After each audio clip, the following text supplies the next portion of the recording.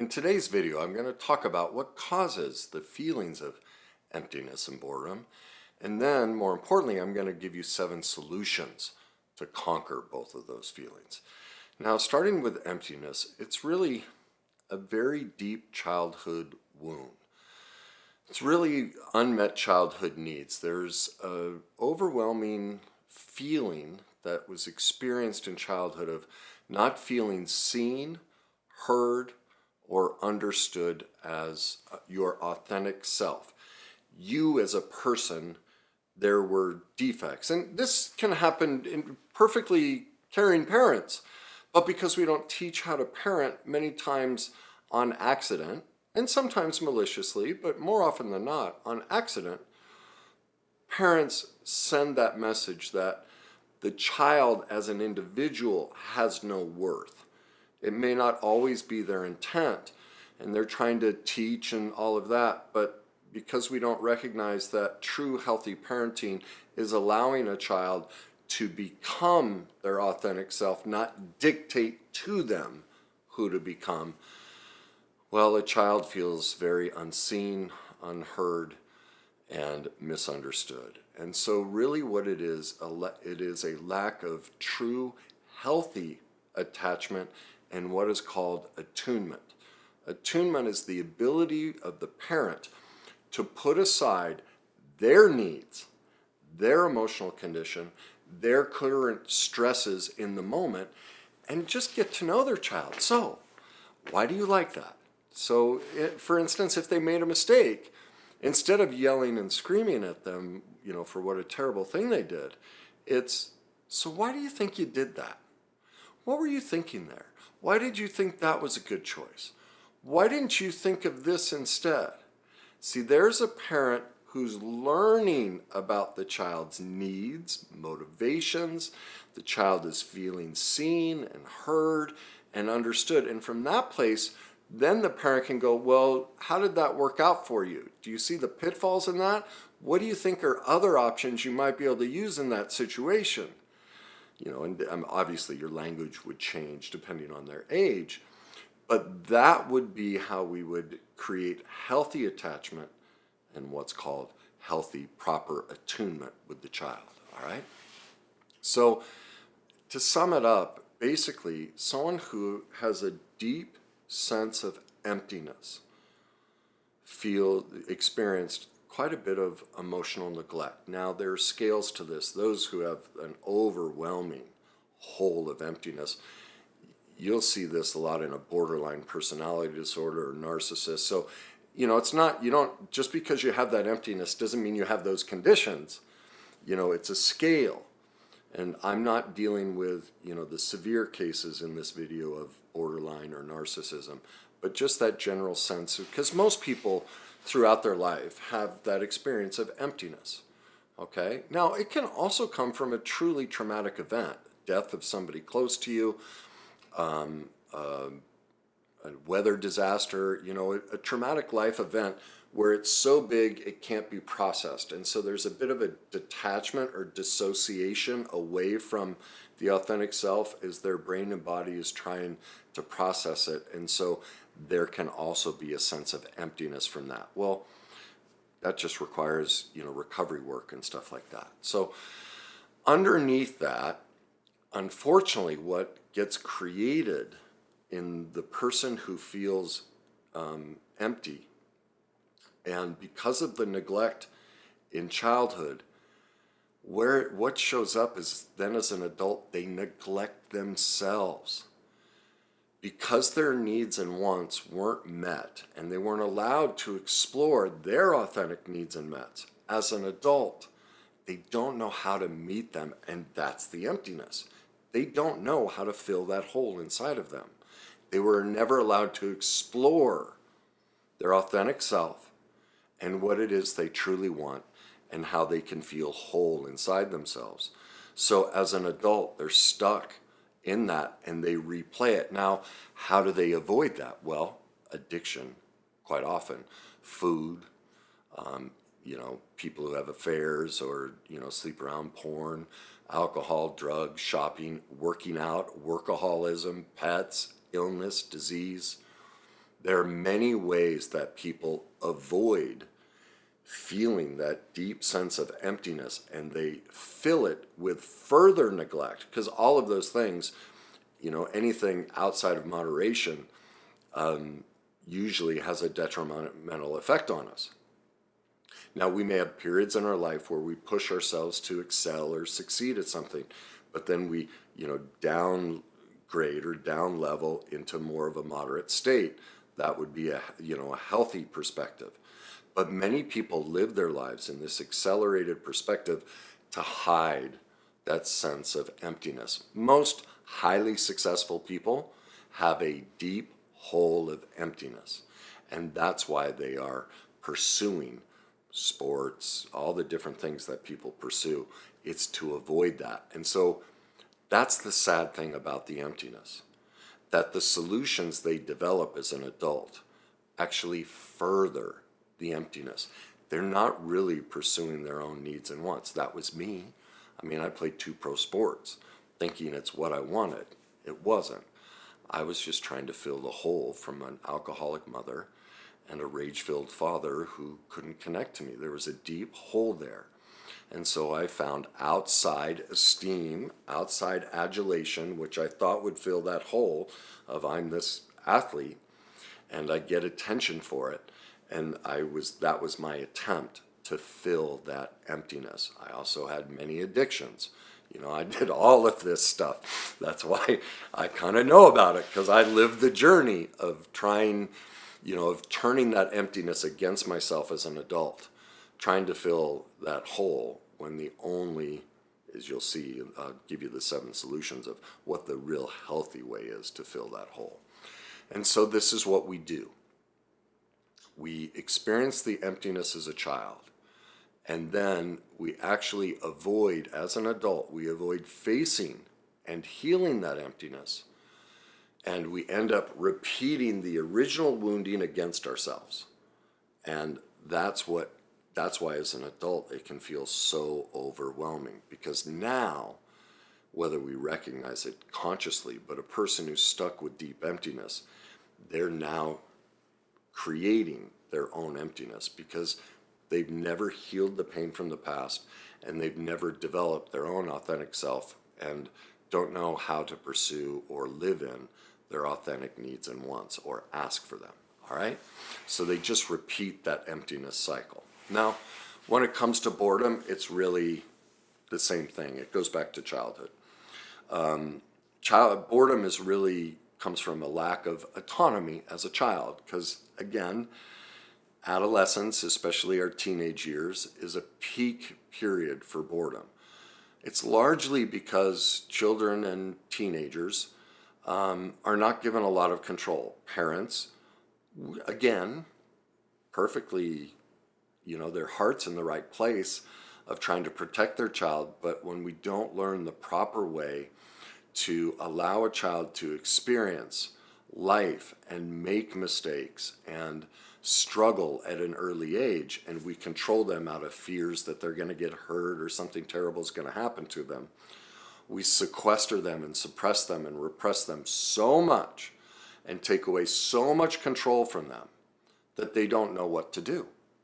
And so now as an adult, this will still, I hate to admit this, but I still have days where I literally, the top of my stairs, I will stand there 30 minutes, 60 minutes, staring out the upper window, thinking, what should I do today?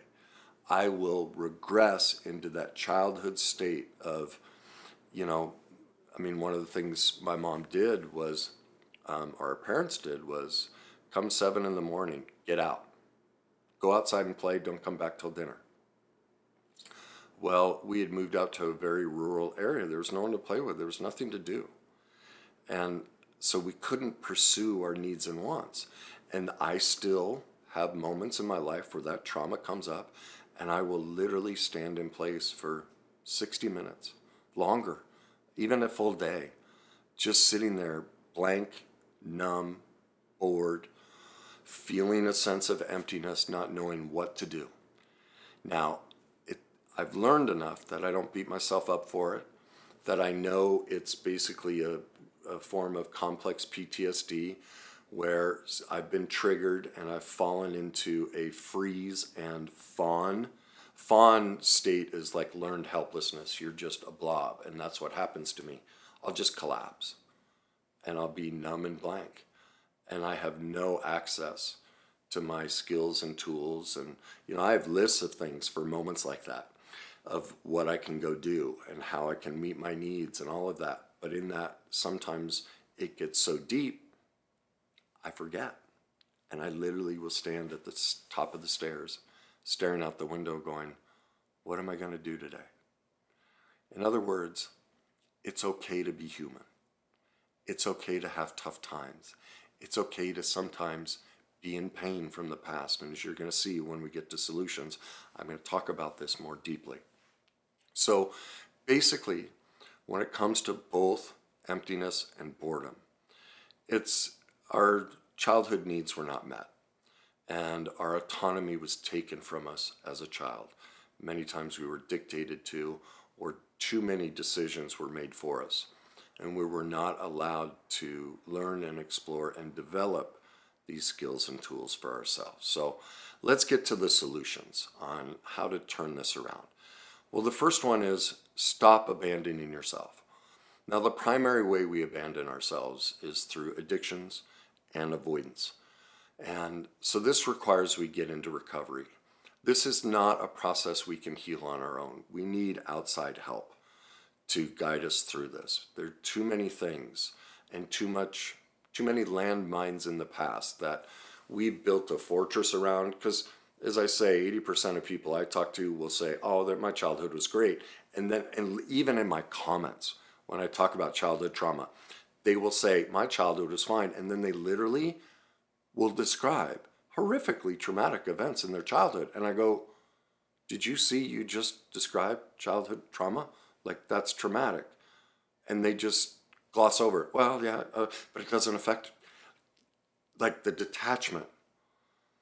And so we need help from a professional to teach us lovingly, be there, to help us attach to it and work through it.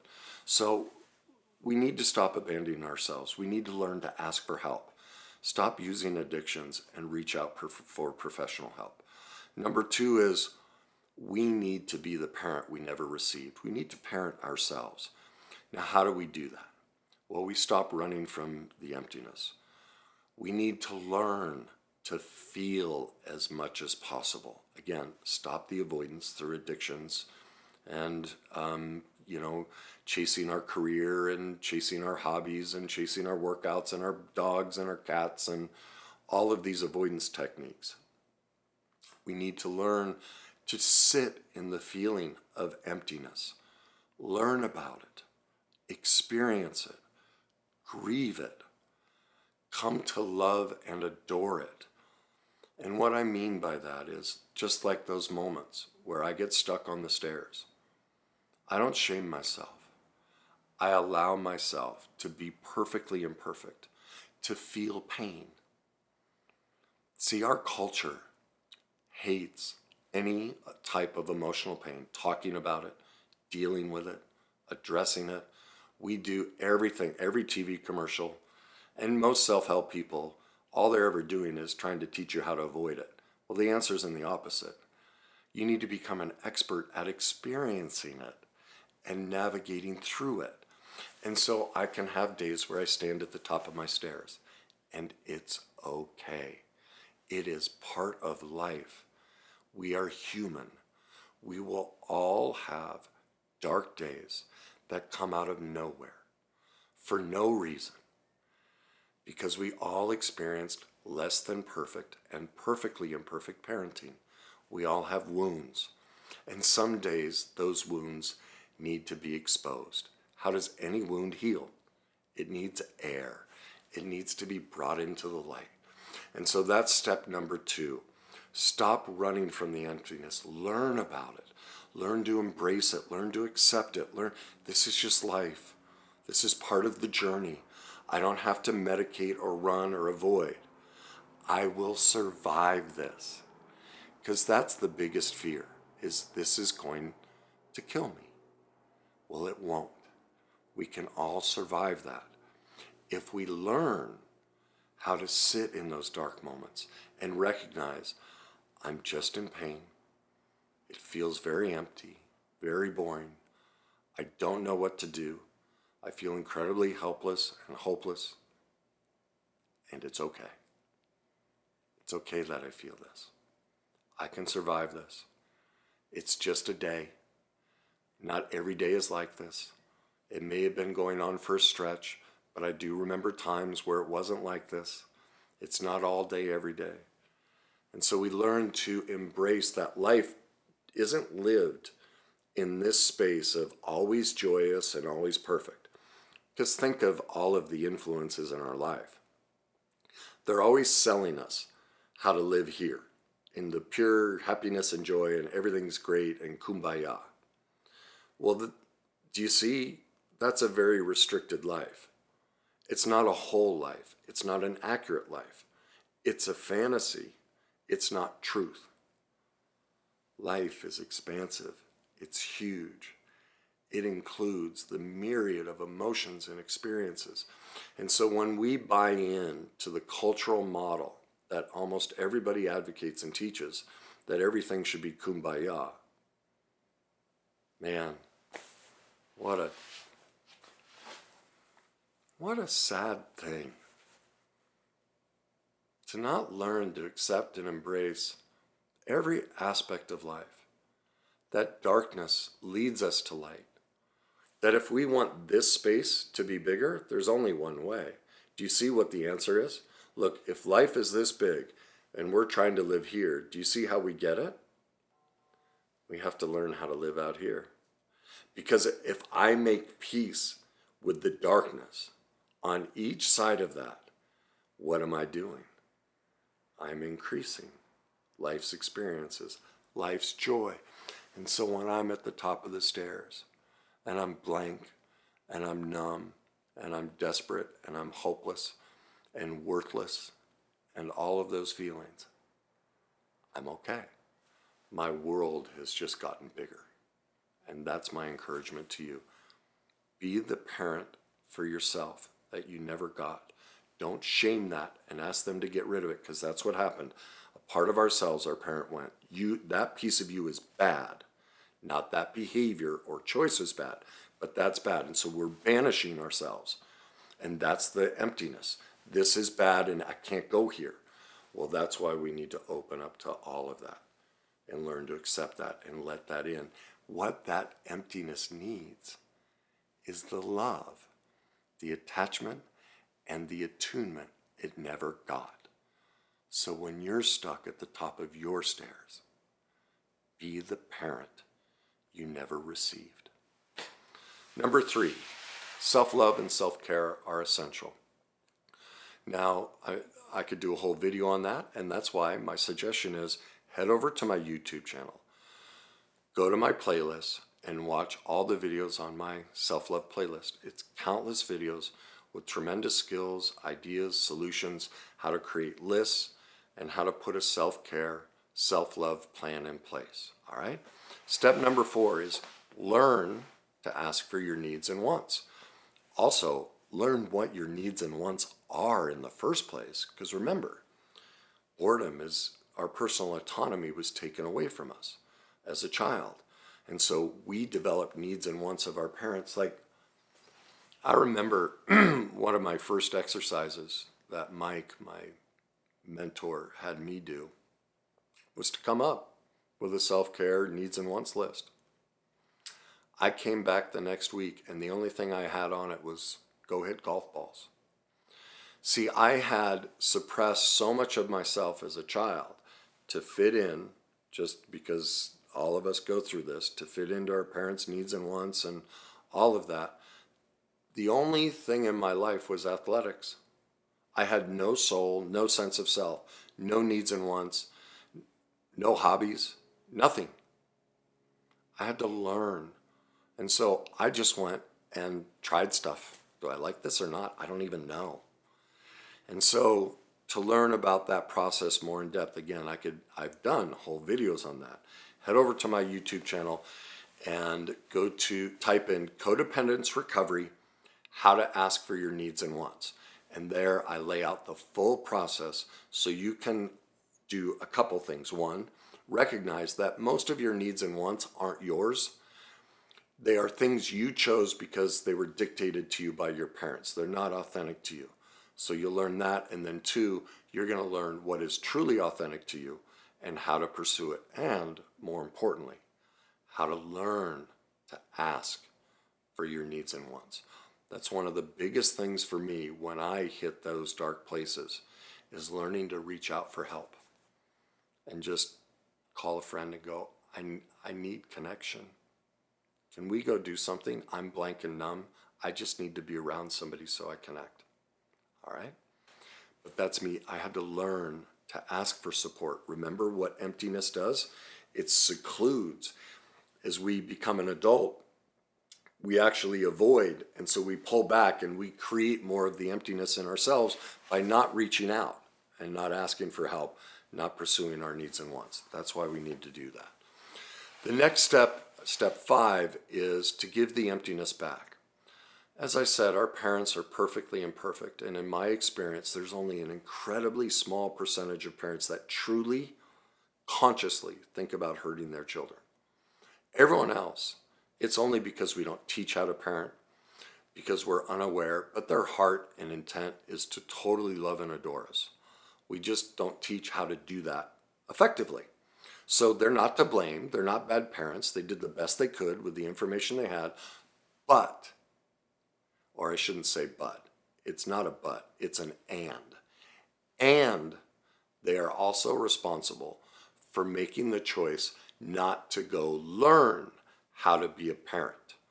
And so they do bear some responsibility for not having the information to impart it into us and not having the skills and tools to teach us proper attachment and attunement. So again, they're not to blame, and they are responsible for choosing not to educate themselves as a parent.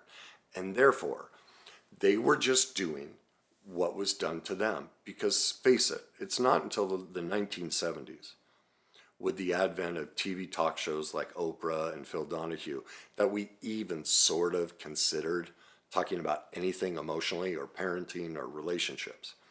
So for centuries, it's been taboo for parents to learn about anything, okay? So that's why they're not to blame. It's been a cultural thing. They did the best they could.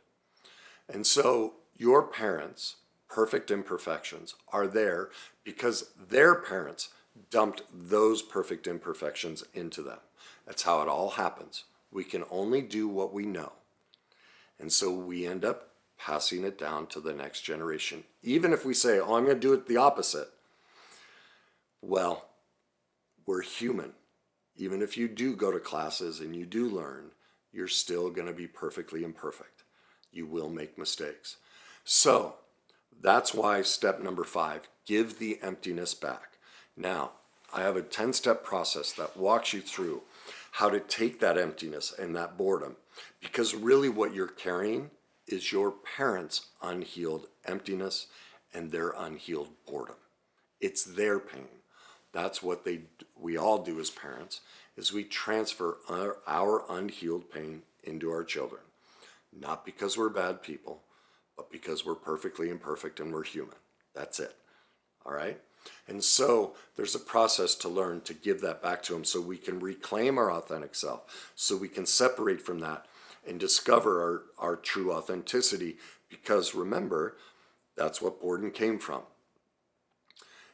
We largely had to suppress and repress who we are and what we wanted to pursue to meet our parents' needs and wants. So to get that process, head over to my website, kennyweiss.net. Go to the resources tab. Scroll down about halfway. You're going to see, I think it's 6 or 7 free downloads that I offer. The one you're looking for says Codependence Recovery, Giving the Pain Back. Download that free process, and that will teach you in those. I would suggest when you're not in the dark place, because you probably won't think about it.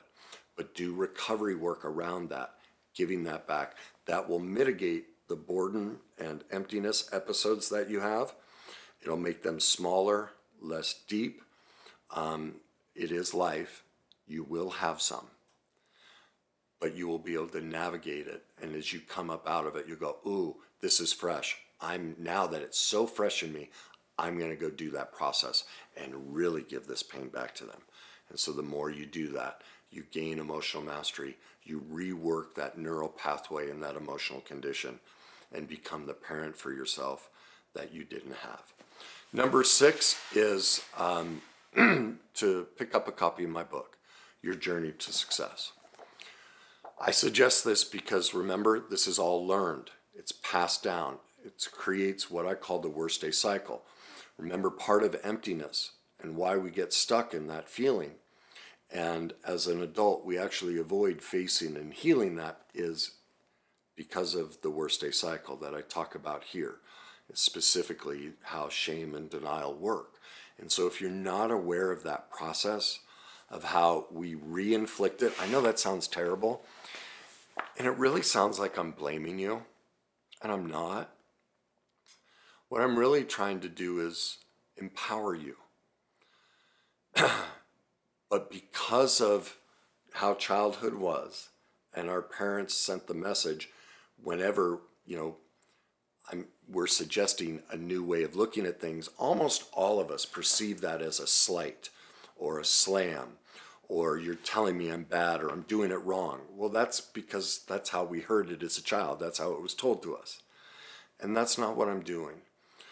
But I can appreciate that it feels like I'm the parent saying you're bad again. And that's not my heart. And I know I don't always pick the best words to communicate. I wish I was Gabor Mate.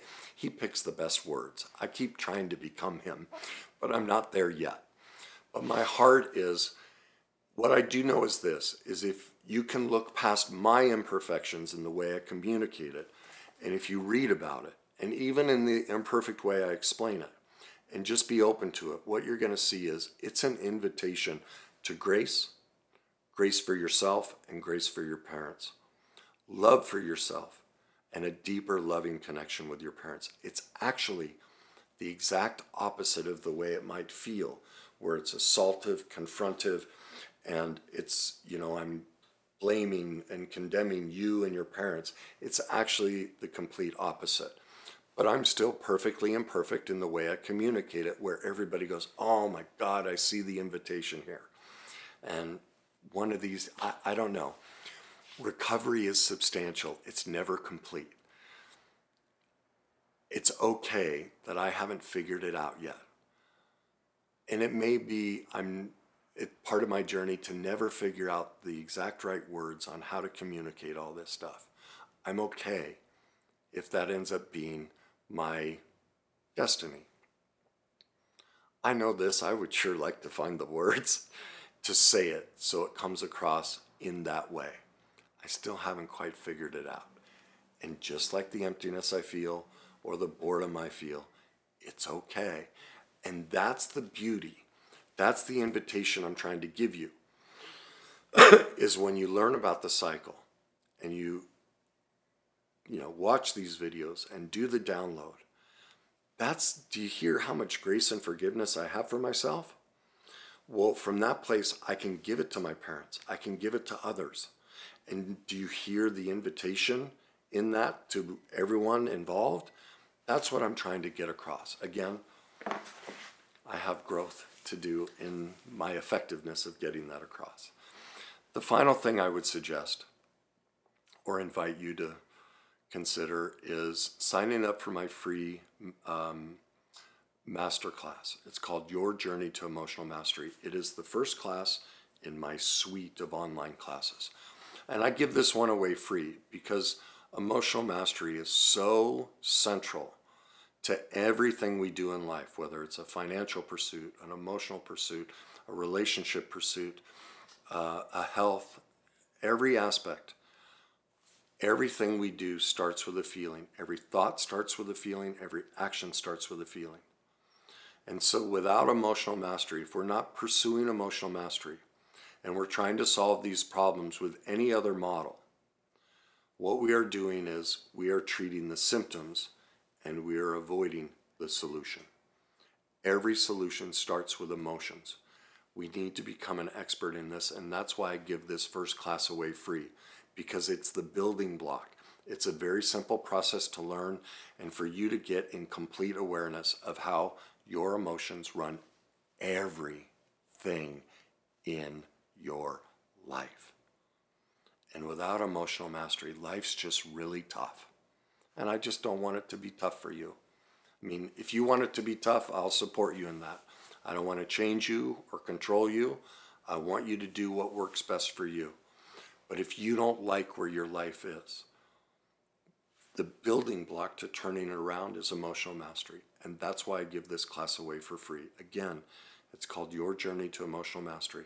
And you're going to learn a simple 3-step process to reconnect to your authentic self, to see how your emotions are running everything in your life, to see how every perfect imperfection in your adult life started in your childhood.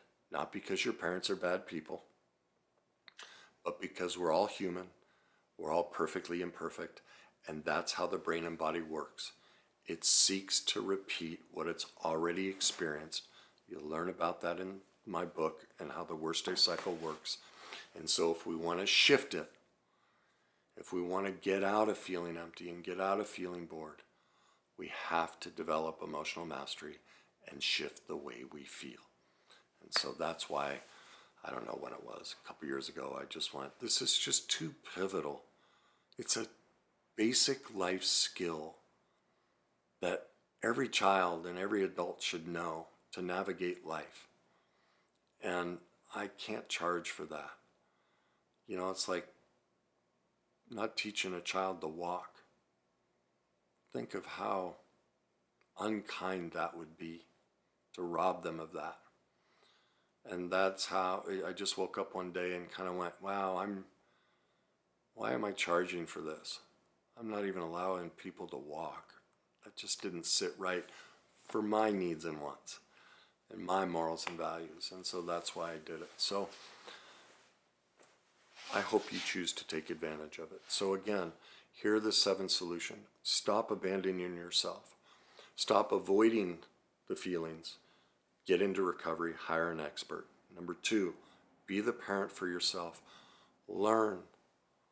Expand your world. Expand the ability to accept that there is darkness in life, and that allows for more joy in your life. Number 3, self-love and self-care are essential. Go to my self-love playlist and watch all of those. Number 4, learn to ask for your needs and wants. Go to my YouTube channel, Codependence Recovery, How to Ask for Your Needs and Wants video. Number 5, give the emptiness back. Go to my website, kennyweiss.net, resources, scroll down, Codependence Recovery, Giving the Pain Back, download that, work that process. Number 6, pick up a copy of my book, Your Journey to Success. And number 7, my free Your Journey to Emotional Mastery Masterclass. Those 7 will really help you navigate the emptiness and the boredom and be able to be okay